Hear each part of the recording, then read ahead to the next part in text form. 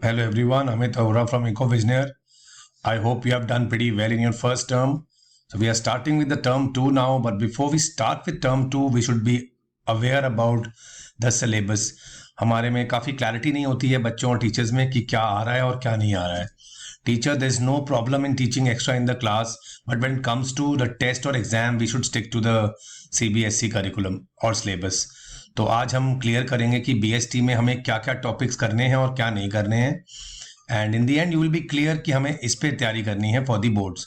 And secondly, you all know this time it will be a subjective paper, so we have to write the answers now. So there are no MCQs.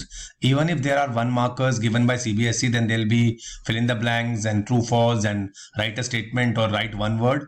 तो ऐसे कुछ questions आने वाले हैं identify करने वाले.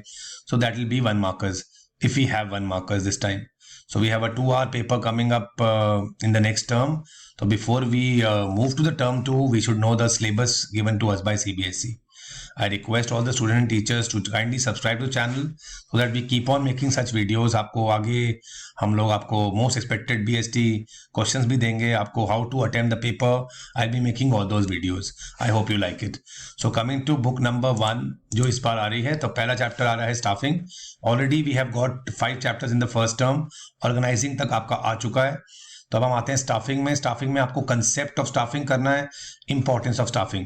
Where ever we see the concept we also do the features. आगे जाके जहां भी हम कंसेप्ट वर्ड देखेंगे तो इसका मतलब वो अंडरस्टूड है कि हमें उसके फीचर्स कैरेक्टरिस्टिक्स भी लर्न करनी है. Then we have steps in the process of staffing, a very important question topic.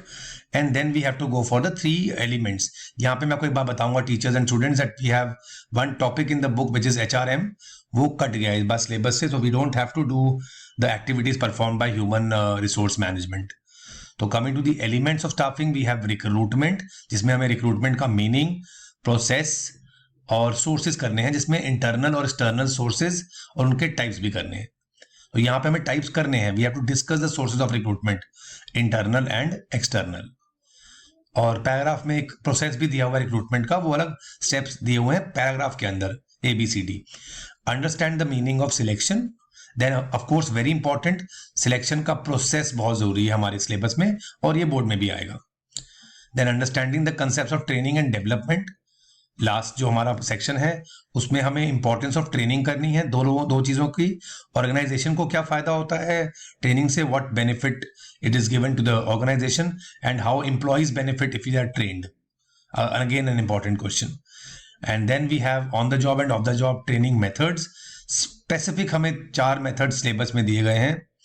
इसमें हमें करना है वेस्टिब्यूल, अप्रेंटिसशिप, इंटर्नशिप और एक और इंडक्शन ट्रेनिंग हमारा सिलेबस में था. इस बार लिखा नहीं है पर we need to do that. So and the end they are also given a topic which is called difference between training and development.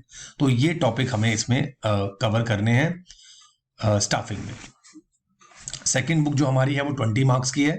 सबसे लीस्ट इंपॉर्टेंट कंट्रोलिंग है और बाकी ज्यादा मार्क्स का से 8 and 8 16 मार्क्स का आपको डायरेक्टिंग में से पोर्शन आएगा. Coming to the very important chapter, that is directing. Again, we have to go for the concept of directing, which includes its features and characteristics and definition, and also importance of directing. हमें सारे functions of management की importance तो ठीक से कर लेनी है और जहाँ जहाँ steps हैं. And then we have to go for describing various elements of directing. अब elements of directing में supervision है, motivation है, leadership and communication. तो supervision का सिर्फ meaning हमें करना है, क्योंकि सुपरविजन जब हम वेरियस एलिमेंट्स डिस्क्राइब कर रहे हैं डायरेक्टिंग के, तो सुपरविजन भी एक एलिमेंट है, तो वहां उसका मीनिंग आना चाहिए हमें, बाकी उसका डिटेल में कुछ नहीं करना हमें. Then we come to the second element of directing, that is motivation. Motivation में हमें मैस्लो नीड हायरार्की करनी है, जो 5 नीड्स हैं, और हमें various financial and non financial incentives करने हैं, मॉनेटरी एंड नॉन मॉनेटरी, ये मोटिवेशन के. इसमें हमें एक और चीज करनी है, कंसेप्ट ऑफ मोटिवेशन के अंदर हम उसके फीचर्स भी लर्न कर सकते हैं. So wherever concept word is done, वे हमको फीचर्स याद कर लें उसके. देन लीडरशिप में the main topic which we have are the 3 leadership styles. वो हमें आइडेंटिफाई करने के लिए as part of case study पक्का आएगा, 3 हमारे leadership styles. Then coming to last topic, जो बुक में तो बहुत इलेबोरेट वे में दिया हुआ है, पर हमें यहाँ स्पेसिफिक उसके बारे में कंसेप्ट करना है ऑफ कम्युनिकेशन और हमें 2 कंसेप्ट उसके अंडर करने हैं, फॉर्मल एंड इनफॉर्मल कम्युनिकेशन, जो हमने वहां छोड़ दिया था ऑर्गेनाइजिंग में। हमने फॉर्मल और इनफॉर्मल ऑर्गेनाइजेशन नहीं किया था, तो यहाँ पे हम फॉर्मल और इनफॉर्मल कम्युनिकेशन जरूर करेंगे। तो कम्युनिकेशन में हमें यही मेजर पार्ट कवर करना है, कम्युनिकेशन क्या होता है और कम्युनिकेशन के दोनों। तो इसका मतलब हमारे barriers to effective communication cut गए। टीचर्स, बहुत बड़ा टॉपिक है बैरियर्स टू इफेक्टिव कम्युनिकेशन, वो इस बार पेपर में नहीं आ रहा है। Coming to the last chapter of book 1, we have to understand the concept of controlling, which includes its features also. Then we have to go for importance of controlling, and then the most important part of controlling, the steps in the process of controlling.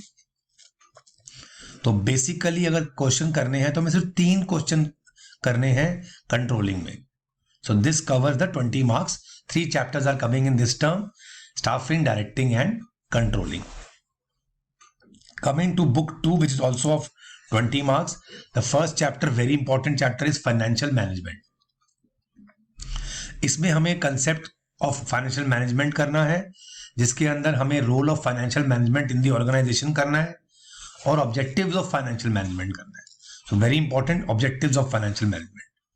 Coming to 3 financial decisions, जो हमें तीनों करने हैं, your financial and your dividend and your investment decisions, और उनके factors, और concept of financial planning and its importance.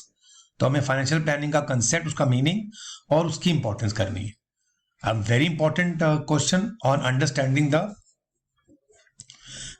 Concept of capital structure. और capital structure appropriate वाले जो फैक्टर्स हैं जो उसको डिटरमाइन करते हैं to have an appropriate capital structure which is very similar to your financial decision. तो उसके अंदर वो कॉमन टॉपिक आ जाते हैं। And then we have to in this capital structure you have to go for that numerical also, that is financial leverage. And last we have to go for concept of working and fix capital और इनके factors. ये हमें इस chapter से करने हैं। तो basically ज्यादा क्वेश्चन फैक्टर्स अफेक्टिंग से आते हैं इस चैप्टर में। Coming to financial market, your share market, we have to go for the concept of this market and its functions. Then we have to go for its types, that is capital market and money market as type of financial market. जब हम money market करेंगे तो हमें money market instruments के बारे में पढ़ना है, जो हमारे शॉर्ट टर्म मार्केट है उसके इंस्ट्रूमेंट्स हमें पढ़ने हैं, zero coupon bonds and commercial bill, वो सारे ठीक से पढ़ने हैं। And then we will move to capital market which has 2 other markets in it, primary and secondary. तो उनका दोनों का डिफरेंस, कैपिटल और मनी मार्केट का डिफरेंस, और नए इशू, जो न्यू इशू होता है उसकी फ्लोटेशन, उसकी फ्लोटिंग कैसे होती है, तो नए शेयर मार्केट में कैसे आते हैं। So methods of floating new issues, तो उसमें हमें राइट इशू और प्राइवेट प्लेसमेंट, वो सब टॉपिक हमें इसमें कवर सारे करने हैं। Coming to the next topic stock exchange. आपको बड़ी easily function of stock exchange करना है और सबसे इंपॉर्टेंट क्वेश्चन करना है इसमें ट्रेडिंग प्रोसीजर। फिर आपको डिपॉजिटरी सर्विसेज और डीमैट अकाउंट का मीनिंग उसी के अंडर कवर हो जाएगा। जब हम ट्रेडिंग प्रोसीजर करेंगे तो हमें बाकी टॉपिक उसके अंदर कवर हो जाएंगे। And the very important and last जो objective of SEBI, securities and exchange board of India, and also your functions of SEBI हर पेपर में आते हैं।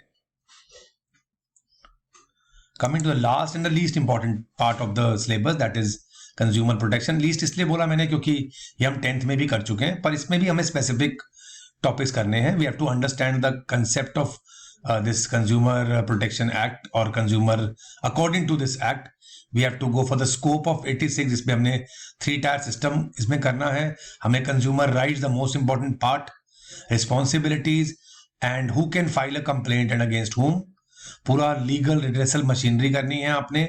और यहाँ पे टीचर्स आप नया लेटेस्ट भी 2000 जो लेटेस्ट आया है हमारा कंज्यूमर प्रोटेक्शन में, जो अमेंडमेंट्स आई हैं, आप वो भी बच्चों को बता सकते हैं क्योंकि उसमें लिमिट्स चेंज हो गई है।